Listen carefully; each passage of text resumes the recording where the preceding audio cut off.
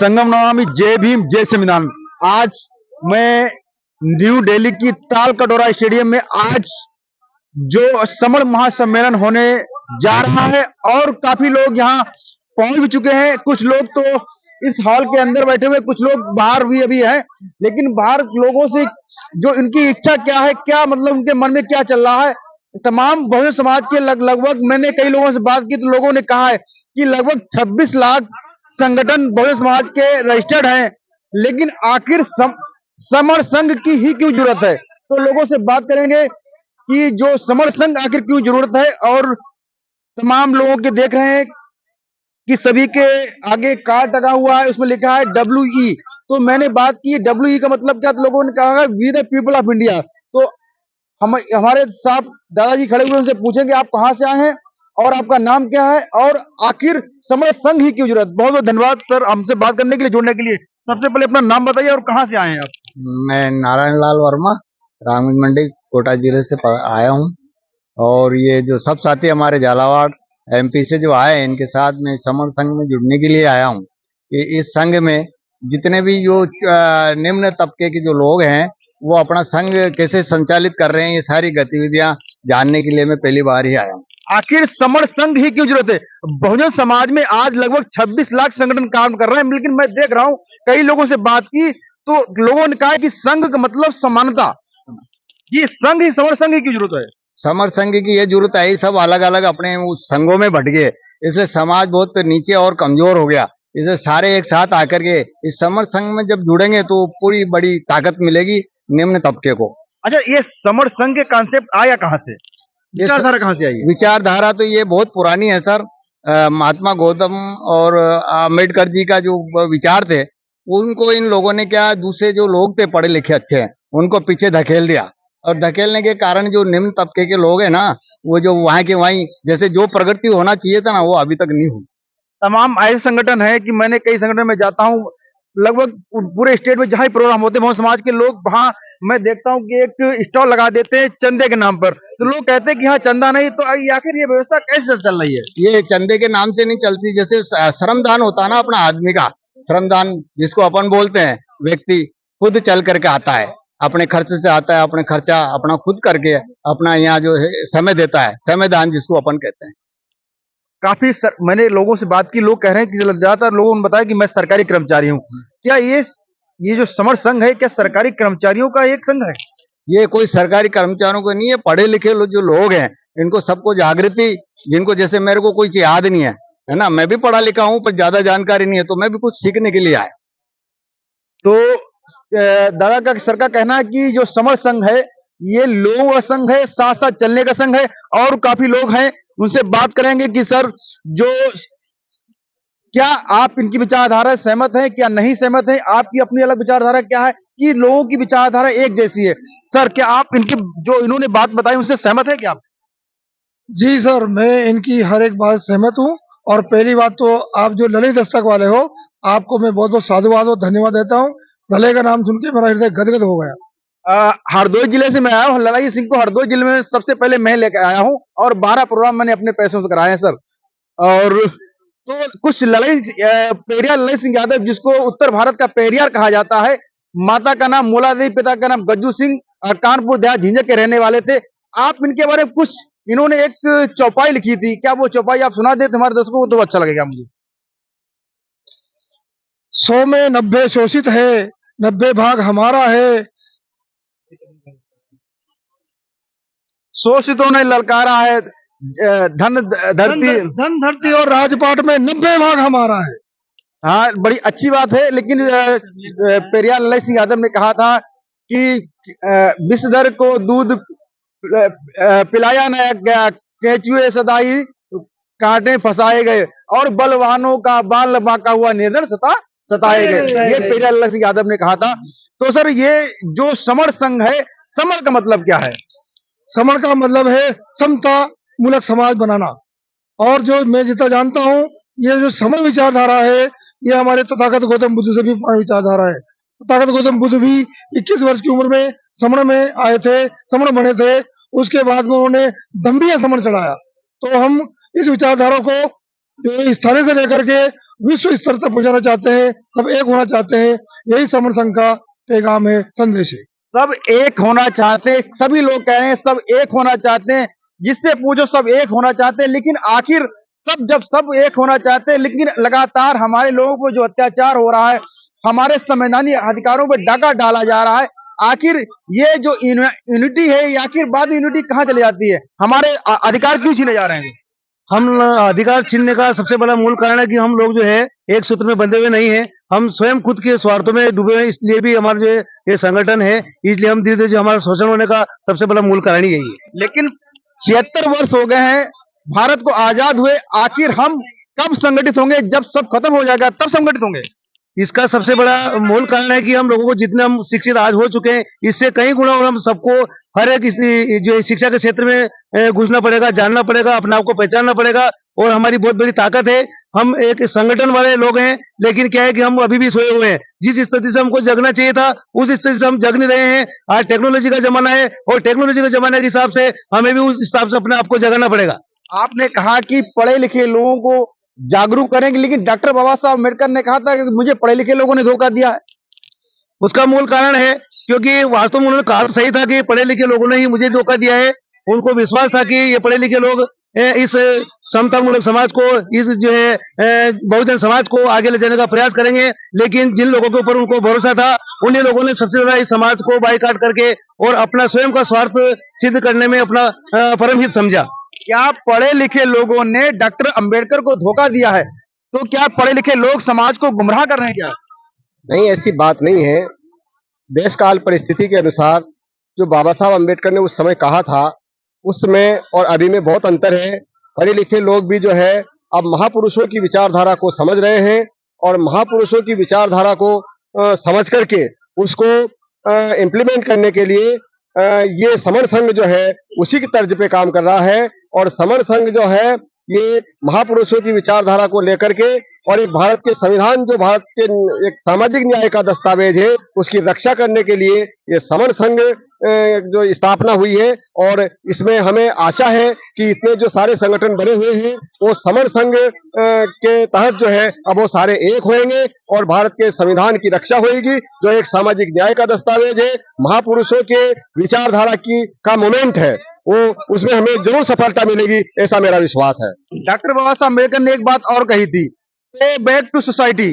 क्या पढ़े लिखे लोग सोसाइटी को पे बैक करते हैं क्या? बहुत सारे लोग करते हैं और कुछ लोग नहीं भी करते हैं, लेकिन वहां तक समर संघ पहुंचा नहीं है। अगर समर संघ उन लोगों तक भी पहुंच जाएगा तो वो लोग भी बहुत कुछ करने के लिए तैयार है, लेकिन उन तक समर संघ अभी पहुंच रहा है धीरे धीरे, और विश्वास है कि वो लोग भी पे बैक टू सोसाइटी के तहत बहुत कुछ देंगे। पे बैक टू सोसाइटी, एक प्रश्न उठा है, सबसे बड़ी बात है कि पे बैक टू सोसाइटी, पे बैक टू सोसाइटी का मतलब क्या कि डॉक्टर बाबा साहब ने ये बात क्यों कही? जी, इसका मतलब है कि हम जो प्राप्त कर रहे हैं, जो शिक्षा प्राप्त कर रहे हैं, उस शिक्षा को वापस समाज में जाकर हम बताएं लोगों को और जागरूक करें, देश और समाज की रक्षा के लिए तैयार करें। कितने लोग ऐसे हैं कि समाज में जो गरीब तबके के लोग हैं, जो होनहार गरीब का बच्चा है, उसको शिक्षा की ओर ले जा रहे हैं, एक इसको भी पे बैक टू सोसाइटी कहते हैं। कितने लोग ऐसा कर रहे हैं? क्या आपने कभी ऐसा किया है क्या? जी, मैं अध्यापक से पेशे से एक अध्यापक हूँ और मैं तन मन धन से पूरा जो पिछड़े समाज है, बहुजन समाज है, वैसे तो मैं सभी लोगों के लिए समान कार्य करता हूँ, परंतु उनके लिए विशेष ध्यान रखता हूँ और उनका विशेष सहयोग करता हूँ। डॉक्टर अंबेडकर ने कहा, कैमरे में से मैं कहूंगा कि थोड़ा घुमा के कैमरा दिखाएं और फिर कैमरा लेके इधर आए, क्योंकि डॉक्टर अंबेडकर ने कहा है कि हमारा एक ग्रेजुएट 1 लाख लोगों के बराबर होता है। आज हमारे सैकड़ों करोड़ों ऐसे ग्रेजुएट हैं। मैं समझ रहा हूं कि ये तमाम लोग जो खड़े हुए, मूर्तियां खड़ी हुई है, पोस्ट ग्रेजुएट होंगे, कोई पीएचडी होगा, कोई एमफिल होगा। तो डॉक्टर अंबेडकर कहते थे कि हमारा एक ग्रेजुएट 1 करोड़ 1 लाख लोगों के बराबर है। लेकिन ऐसी कौन सी विडंबना, ऐसा कौन सा ऐसा पहाड़ टूट गया कि आज हमारे लोग आखिर उनकी विचारधारा को पीछे क्यों नहीं कर पा रहे हैं और हमारे पढ़े लिखे लोग पीछे क्यों जा रहे हैं? सर, एक तो सर ये मानना पड़ेगा, समस्या बहुत पुरानी है, हजारों बरस पुरानी है, और हमारे लोग जो दबे कुचले थे, जिनको शिक्षा से वंचित रखा गया, जिनके विवेक को जगने नहीं दिया गया, अब उनका विवेक जग रहा है। तो धीरे धीरे जरूर परिवर्तन आएगा और हम इस मिशन में अवश्य सफल होंगे सर। हमारे लोग, सर ने कहा कि हमारे लोगों को पढ़ने का मौका नहीं दिया गया, लेकिन 15 अगस्त सन 1947 और 26 जनवरी सन 1950 को भारत का संविधान लागू हुआ और संविधान लागू होने के बाद डॉक्टर अंबेडकर ने कहा कि हम एक दूसरी व्यवस्था में अब प्रवेश कर रहे हैं। जितने एक बोर्ड की कीमत मैत्रानी होगी, उतनी बोर्ड की कीमत रानी की होगी और हमारे लोगों के लिए पढ़ाई का अवसर खोल दिया गया। लेकिन उसके बावजूद भी हमारे लोग जो आज सूट बूट में घूम रहे हैं, वो पढ़ने के बाद अपने गांव क्यों नहीं वापस जाते हैं? उसका मूल कारण है कि क्योंकि एक तो स्वयं जो है अपने विचारधारा, अपनी मानसिकता को जो विचारधारा से जोड़ नहीं पाए, ये सबसे बड़ा मूल कारण है। लेकिन एक एजुकेशन में एक वर्ड आया है कि देख कर सीखना, करके सीखना। अगर हम, कांसीराम साहब कहते थे कि हमारा पढ़ा लिखा जो आरक्षण पाकर आईएएस बन गया है, वो नौकरी करने के बाद गांव नहीं जाता है, क्योंकि अगर वो नौकरी पाकर गांव चला जाएगा तो हो सकता है कि हमारे गांव किसान का बच्चा उसको देखकर आईएएस की तैयारी करे। लेकिन हमारे पढ़े लिखे ग्रेजुएट आईएएस हो, चाहे पीसीएस हो, चाहे मास्टर हो, चाहे दरोगा हो, वो गांव की तरफ मुंह नहीं देखता है। तो ये समस्या सबसे बड़ी हमारे विकास, समाज में विकास के बाद आ रही है। लेकिन ये समस्या लगातार मैं देख रहा हूँ, लोग अपने गांव की तरफ क्यों नहीं जा रहे हैं? उसका सबसे बड़ा मूल कारण है, आप जो कह रहे हैं, आपके विचार से मैं पूर्णतः सहमत हूँ। जो लोग गांव में जो है अपने राजकीय सेवा में उच्च पदों पर प्राप्त करके जो है उसके बावजूद भी गांव में नहीं जाने को, जागरूकता पैदा नहीं करने का सबसे बड़ा मूल कारण मैंने अभी आपको पहले भी बताया था कि उन्होंने जो भरोसा किया था लोगों पर कि जिन लोगों को मैं पढ़ा रहा हूँ, जिन लोगों को जो है उच्च पदों पर भेज रहा हूँ, हो सकता है कि ये लोग आने वाले समय में जो है बहुजन समाज में जाएंगे, इस दबे कुचे समाज में जाएंगे और जो इस विचारधारा से, इस क्रांति से जो है जुड़ने से रह गए थे, उनको जो है जगाया जाएगा। लेकिन उन लोगों ने ऐसा नहीं किया, क्योंकि उन्होंने सोचा कि बस हमारा खुद का स्वार्थ सिद्ध हो गया है, यही उनका बस ये परम लक्ष्य समझा उन्होंने। कांसीराम साहब कहते थे, क्योंकि मैंने देखा कि इसमें कांसीराम की फोटो लगी हुई, तमाम महापुरुष है, सबकी ये फोटो लगी हुई है कि कांसीराम साहब के पास, जब कांसीराम साहब ने जब 84 में पार्टी का गठन किया, तो एक रिटायर्ड आईएएस कांसीराम के पास गया और कहा कि साहब मुझे लोकसभा की टिकट चाहिए। तो कांसीराम साहब ने उससे पूछा कि ये बता, तू जब आईएएस था कितनी बार गांव गया? बोला साहब 1-2 बार गया है। तो कांसीराम से भक्त, तू जब आईएएस था अपने गांव नहीं गया और उसके बाद तू, वो तो आरक्षण खाया है आपने सर्विस का, उसके बाद तू क्या उसकी एक सीट जो रिजर्व है उसको भी आरक्षण खाना चाहता है? कांसीराम साहब ने भगा दिया।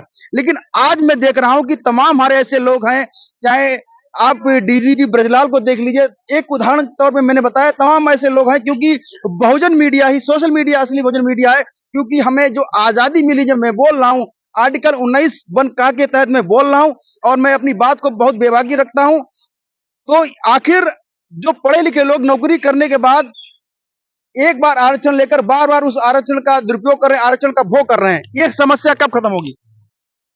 ये समस्या जब खत्म होगी जब हमारा समाज, एक नहीं दो नहीं, इस संपूर्ण समाज पढ़ा लिखा हो जाएगा, सब जो है समण संघ विचारधारा से परिचित हो जाएंगे और सब समान रूप से विकसित हो जाएंगे, तब जाकर के। और जैसे कांसीराम साहब ने कहा था, या उनका विचार है कि काशीराम तेरी नेक कमाई तेने सोई कौम जगाई, जब पूरी कौम जग जाएगी तो ये सपना पूरा हो जाएगा।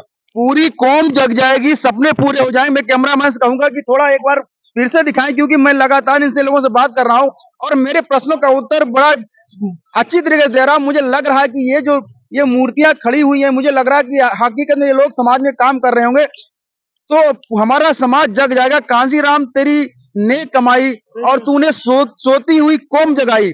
आखिर ये कौम जिसको हम, कांसीराम ने कहा था कि 15 और 85 का नारा दिया, 85 कौम आखिर क्यों सो रही है? 85 कौम इसलिए सो रही है कि वो जो हमने नेता तैयार किए थे, वे स्वार्थवश वो उस कौम में जा नहीं रहे हैं। और अब समय आ गया है, अब वो लोग जगेंगे और राज तुम्हारा वोट हमारा नहीं चलेगा। जितनी जिसकी संख्या भारी उतनी उसकी हिस्सेदारी, ये लोगों के समझ में आ रहा है और जरूर हम होंगे कामयाब एक दिन। आज मैं कैमरामैन से कहूंगा एक बार कैमरा फिर घुमाए, क्योंकि आज पूरे देश में एक बहुत बड़ा मुद्दा पूरे देश में एक चर्चा का विषय है। एडवोकेट महमूद प्राचा सुप्रीम कोर्ट के लॉयर हैं। एडवोकेट भानु प्रताप सिंह अभी लखनऊ आए तो मैंने उनका इंटरव्यू लिया। एक जस्टिस नबकीब, ये लोग एक ईवीएम के खिलाफ एक मुहिम छेड़ रहे हैं।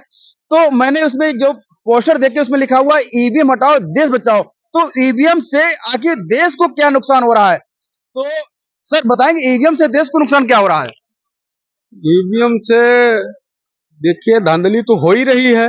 ईवीएम से देश को काफी नुकसान है। जब तक बैलेट पेपर से चुनाव होते रहे तब तक कोई अच्छा धांधली नहीं हो पा रहा था। लेकिन अब आज जहाँ पर पाकिस्तान ने जो आज असेंबली के चुनाव में पाकिस्तान ने कहा कि यदि हमारे यहाँ ईवीएम होती तो शायद धांधली ना होती। देखिए अब पाकिस्तान का तो बात अलग है, पर यहाँ का ये देखा जाए जब जब जो है चंद्रयान को यहाँ से कंट्रोल किया जा सकता है तो ईवीएम को क्यों नहीं हैक किया जा सकता है। चंद्रयान को यहाँ से कंट्रोल किया जा सकता है तो ईवीएम को क्यों नहीं हैक किया जा सकता? लेकिन जब सुप्रीम कोर्ट ने कहा कि आप ईवीएम हैक करके दिखाओ आके, उसने सबको एक तरीके से न्योता दिया, तो हमारे लोग आखिर क्यों नहीं गए? उसका मूल कारण है कि जो कहते हैं इस प्रकार से तो वो लोग स्वयं अपने आप को समझ नहीं पाए, और जो है वास्तव में जो है ईवीएम में जो आप लोग जो कह रहे हैं ईवीएम में कहीं ना कहीं मिशनरी और मशीनरी दोनों में कहीं ना कहीं जो है मिस्टेक है, कहीं ना कहीं गलती है। इसलिए जो है हम लोग जो है उस तक नहीं पहुंच पा रहे हैं। आप भारत के माननीय प्रधानमंत्री नरेंद्र मोदी साहब, भारत के प्रधानमंत्री को आप इलेक्टेड पीएम मानते हैं कि सेलेक्टेड पीएम मानते हैं? एक प्रकार से है तो इलेक्टेड, पर उनकी विचारधारा उनकी मानसिकता को देखते हुए लगता है कि वो जो है एक तरह से सेलेक्टेड है। सेलेक्टेड पीएम है क्या? तो क्या भारत में लोकतंत्र खत्म हो चुका है क्या? लोकतंत्र आज की स्थिति को देखते हुए प्रजातंत्र जो रसातल में जा रहा है उसको देखते हुए लग रहा है कि वास्तव में हमारा जो प्रजातंत्र है वो आने वाले समय में खतरे में हो सकता है, और भविष्य में भी जो है आने वाले समय देश के नागरिकों के लिए बहुत बड़ा खतरा है। सर ने कहा कि वैसे तो लोकतंत्र चुनाव में भारत के पीएम है वो एक सेलेक्टेड पीएम है, और इलेक्टेड पीएम के बारे में कहा तो सर मैं बात करूंगा। एक मूर्ति और भी सामने आ गई है, तो मैं पूछूंगा कि जो असेंबली चुनाव हुए हैं और जो हमारे वर्तमान पीएम नरेंद्र मोदी साहब हैं, तो क्या आप इनकी बातों से सहमत हैं? क्या पीएम मोदी सेलेक्टेड पीएम है क्या? देखिएगा, है तो इलेक्टेड एक तरह से, क्योंकि थ्रू वो बाकायदा चुनाव लड़के आए हैं, लेकिन वो जो काम कर रहे हैं ना वो एक सिलेक्टेड वाला कर रहे हैं। कैसा काम कर रहे हैं? देश के विरोध तो काम देश के विरोधी है, हमारे समाज के विरोध है। ज्यादातर तो देश के विरोध तो नहीं है, लेकिन हमारे समाज के विरोध है। हमारा सारे अधिकार सारे छीनते जा रहे हैं हमारे, और सारी जितनी भी हमारा आरक्षण है, जितने वो जितनी कंपनियां सारी प्राइवेट में जा रहे हैं, तो हमारा आरक्षण ऑटोमेटिकली खत्म होता जा रहा है, और हमारी कम्युनिटी के लिए तो बहुत ही डेंजरस है। कहने का मतलब है सर का वो पीड़ा इनकी हमें साफ साफ विश्व बताई कि हमारा जो आरक्षण है, हमारी जो भागीदारी है, जो हमारे महापुरुषों ने लड़कर मुझे दी है, उस भागीदारी को ये वर्तमान सत्ताधारी सरकार, इसके जो चलाने वाले लोग हैं, इस हमारी भागीदारी को खत्म कर रहे हैं। और एक प्रश्न उठता है कि हमारे पुरखों ने मुझे आज ये मौका दिया कि आज मैं सूट बूट में हूं। अगर आने वाली पीढ़ी को मैंने मौका ना दिया तो आने वाली पीढ़ी हमें आखिर क्या कहेगी? बाबा साहब ने कहा था कि मैं बड़ी मुश्किल से इस कारवे को यहाँ तक लाया हूँ। मेरा ये विचार है कि अगर आप इसको आगे नहीं ले जा सके तो कम से कम पीछे तो मत जाने देना। तो वैसे बाबा साहब ने कहा था कि हमारी जो परिश्रम है, हमारा जो पीड़ा है, हमारे जो मिशन है, मिशन कांसीराम साहब हो चाहे हमारे तथागत बुद्ध हो, जो हमारे विचारधारा को अगर आगे ना ले जा सको तो उसको पीछे मत ले जाना। लेकिन मैं देख रहा हूं कि समर संघ के तमाम, मैंने समर संघी से बात की तो बोल रहे हैं वकील साहब कि 26 लाख संगठन देश में काम कर रहे हैं, और 26 लाख बहुजन संगठन भी काम, मैं कहूंगा कैमरामैन थोड़ा कैमरा घुमाए और इन लोगों को भी दिखाए, कुछ लोग और भी जुड़े हुए हैं कि भारत में 26 लाख संगठन काम कर रहे हैं, उसके बावजूद भी हमारे लोगों का, हमारी बहुजन विचारधारा लगातार लगातार पीछे जा रही है। सर थोड़ा आप इधर आइए।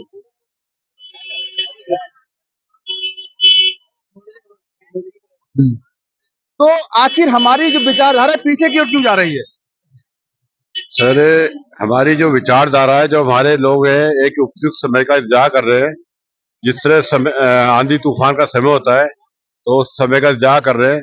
और जब ये अन्याय जब हमारे सर के ऊपर से गुजरने लगेगा, नाक के ऊपर से गुजरने लगेगा, तब उसका जब विस्फोट होगा, तो सरकारें, संस्थाएं, प्रशासन इन सब के बाहर हो जाएगा। तो उसी तरह के चिंगारी इकट्ठी हो रही है, और ये जिस दिन फटेगी उस दिन एक सामाजिक, आर्थिक, सांस्कृतिक क्रांति होकर रहेगी।